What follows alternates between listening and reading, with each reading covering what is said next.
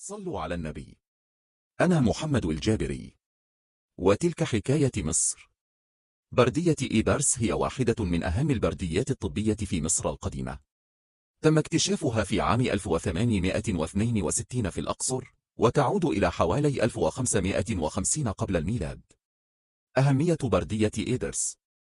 المعلومات الطبية. تحتوي البردية على معلومات قيمة حول الطب المصري القديم، بما في ذلك تشخيص وعلاج الأمراض.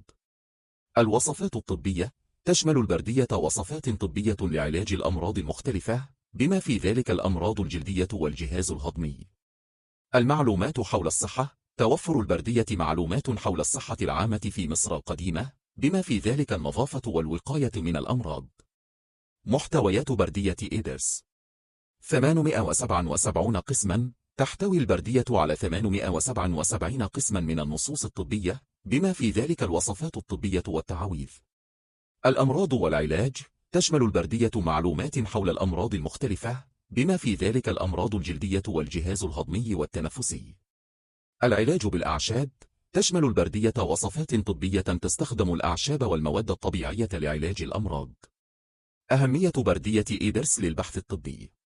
فهم الطب المصري القديم. تساعد البردية في فهم الطب المصري القديم وتطوره.